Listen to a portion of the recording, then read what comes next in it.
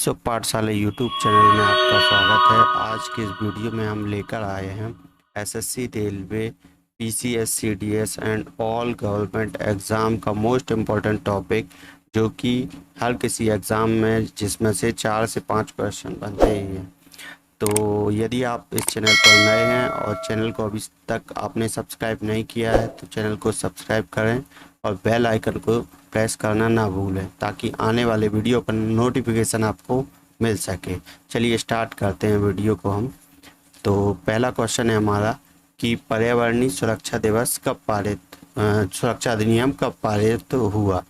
तो इसका जो करेक्ट आंसर है वह है 1986 में। तो इसके कुछ इम्पोर्टेंट देख लेते हैं। पर्यावरण सुरक्षा अधिनियम पर्यावरण की सुरक्षा के लिए 1986 में पारित किया हुआ। यह भारतीय संविधान के अनुच्छेद 253 पर आधारित है। अब नेक्स्ट क्वेश्चन पर चलते हैं। नेक्स्ट क्वेश्चन है हमारा कि भारत के संविधान की व्याख्या करने के लिए अंतिम प्राधिकरण कौन सा है। तो इसका जो करेक्ट आंसर है वह है सुप्रीम कोर्ट। अब इसके कुछ इम्पोर्टेंट फैक्ट देख लेते हैं। तो भारत का सर्वोच्च न्यायालय, जिसे सुप्रीम कोर्ट ऑफ इंडिया कहते हैं, 28 जनवरी 1950 को स्थापित किया गया। इसने 1935 के भारत सरकार अधिनियम के तहत स्थापित भारत के संघीय न्यायालय का स्थान लिया। भारत के भाग 5 में अनुच्छेद 124 से 147 भारत के सर्वोच्च न्यायालय की स्वतंत्रता, अधिकार, प्रक्रिया और सर्वोच्च न्यायालय के अन्य पहलू से संबंधित है। भारत के संविधान भारत के सर्वोच्च न्यायालय को अपील के अंतिम उपाय, न्यायालय और देश के सर्वोच्च न्यायिक विकास के रूप में नामित करता है। नेक्स्ट क्वेश्चन पे चलते हैं। नेक्स्ट क्वेश्चन है हमारा कि भारत में एक विधेयक संसद का अधिनियम बन जाता है। कब बन जाता है, ये हमसे पूछा गया है। तो इसका करेक्ट आंसर होगा ऑप्शन नंबर सी, जब इसे राष्ट्रपति की सहमति प्राप्त हो जाती है। कुछ इंपॉर्टेंट फैक्ट देख लेते हैं इसके। तो भारत में विधेयक को लोक सेवा, उसके बाद राज्य सेवा में पेश होने के बाद राष्ट्रपति की सहमति के बाद विधेयक कानून बन जाता है। मतलब पहले लोक सेवा में, उसके बाद लोकसभा में, उसके बाद राज्यसभा में पेश करते हैं और उसके बाद राष्ट्रपति की सहमति के लिए भेजा जाता है। और जब राष्ट्रपति की सहमति प्राप्त हो जाती है तो वह विधेयक कानून बन जाता है। नेक्स्ट क्वेश्चन पर चलते हैं। नेक्स्ट क्वेश्चन है हमारा कि यदि किसी व्यक्ति को पुलिस द्वारा गिरफ्तार किया जाता है तो उसे कितने समय में सबसे नज़दीकी मजिस्ट्रेट के सामने पेश करना होगा। इसका करेक्ट आंसर होता है 24 घंटे।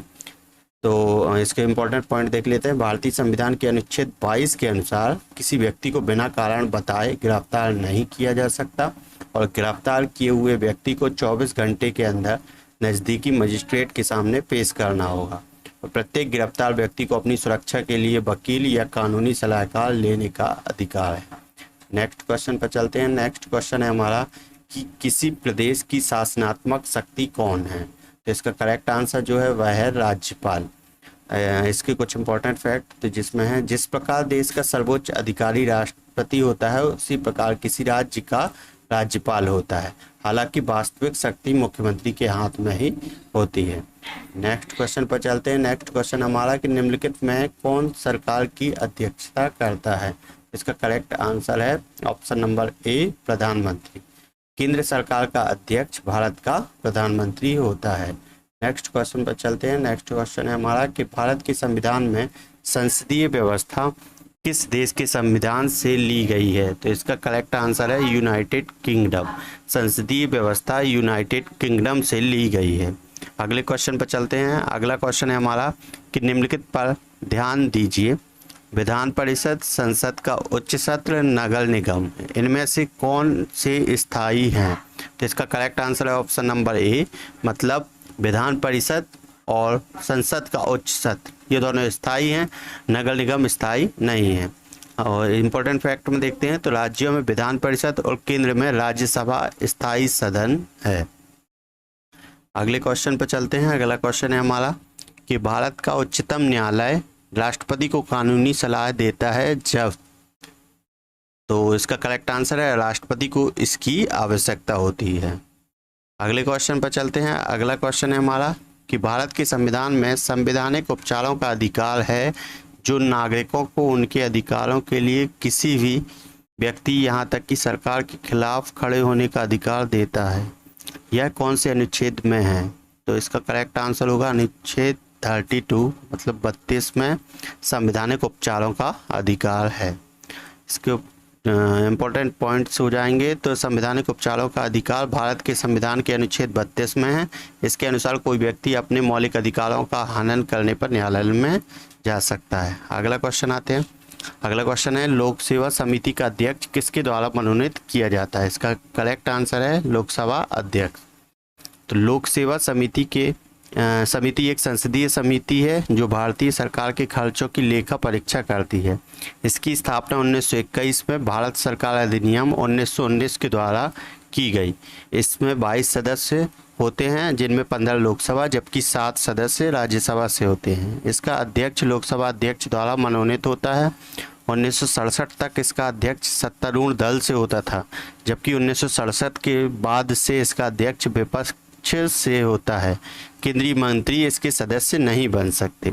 अगले क्वेश्चन पर चलते हैं। अगला क्वेश्चन है हमारा कि राष्ट्रपति द्वारा जारी किए गए अध्यादेश की अधिकतम सीमा क्या है? तो इसका जो करेक्ट आंसर है वो वह होगा 7.5 माह। भारतीय संविधान के अनुच्छेद 123 के अनुसार राष्ट्रपति अध्यादेश जारी कर सकता है और इसे उस स्थिति से निपटने के लिए बनाया गया है जब संसद सत्र में नहीं है। एक अध्यादेश की अधिकतम आयु 6 माह और 6 सप्ताह होती है। अगले क्वेश्चन पर चलते हैं हम। तो अगला क्वेश्चन है हमारा कि निम्नलिखित में कौन सा पद भारत के संविधान में नहीं है? तो इसका करेक्ट आंसर जो है वह होगा सॉलिसिटर जनरल। नेक्स्ट क्वेश्चन पर चलते हैं। नेक्स्ट क्वेश्चन है कि जम्मू कश्मीर को स्पेशल स्टेट विशेष राज्य का दर्जा किस अनुच्छेद में मिला हुआ था? इसका करेक्ट आंसर है अनुच्छेद 370। भारतीय संविधान के भाग 21 में अस्थायी संक्रमणकालीन और विशेष प्रावधान है। इसी में अनुच्छेद 370 में जम्मू कश्मीर का जिक्र है। अगले क्वेश्चन पर चलते हैं। अगला क्वेश्चन है हमारा कि निम्नलिखित में से कौन से प्रदेश राज्य बनने से पहले केंद्र शासित प्रदेश थे? तो इसका करेक्ट आंसर है option number B Himachal Pradesh, Manipur और त्रिपुरा जो कि राज्य बनने से पहले एक केंद्र शासित प्रदेश थे। अगले क्वेश्चन पर चलते हैं। अगला क्वेश्चन है हमारा कि अपने संबंधित क्षेत्रों में संघ और राज्य विधायकों को सर्वोच्च बनाया गया है और उन्हें अन्य के लिए आरक्षित क्षेत्र पर अतिक्रमण नहीं करना चाहिए। इस अवधारणा को निम्नलिखित में से किसके रूप में जाना जाता है? तो इसका करेक्ट आंसर है ऑप्शन नंबर बी पित्त और पदार्थ का सिद्धांत। नेक्स्ट क्वेश्चन बढ़ाते हैं। निम्नलिखित में से किस राज्य में द्विपक्षीय विधायिका नहीं है? इसका करेक्ट आंसर है ऑप्शन नंबर सी पश्चिम बंगाल। भारत में 7 राज्यों बिहार, महाराष्ट्र, उत्तर प्रदेश, जम्मू कश्मीर और कर्नाटक, आंध्र प्रदेश और तेलंगाना में द्विपक्षीय विधायिका है। अगले क्वेश्चन पर चलते हैं। अगला क्वेश्चन है भारत का 28वां राज्य कौन सा है? इसका करेक्ट आंसर है option number B Jharkhand. Jharkhand Bharat का 28वां राज्य है जो बिहार से अलग करके बनाया गया था। नेक्स्ट क्वेश्चन पर चलते हैं। अन्य पहलुओं के बीच प्रशासनिक सुधारों पर अपनी रिपोर्ट में वीरप्पा मोइली कमीशन द्वारा निम्नलिखित में से किन अनुच्छेदों का सुझाव दिया गया था? तो इसका correct answer option number B 310 और 311।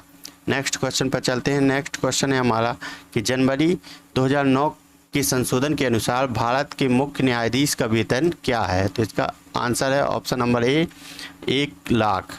यदि आप इस वीडियो की PDF को प्राप्त करना चाहते हैं तो आप डिस्क्रिप्शन में दिए गए टेलीग्राम चैनल की लिंक पर जाकर ज्वाइन कर सकते हैं जिसमें आपको सभी प्रकार की PDF प्राप्त हो सकेगी।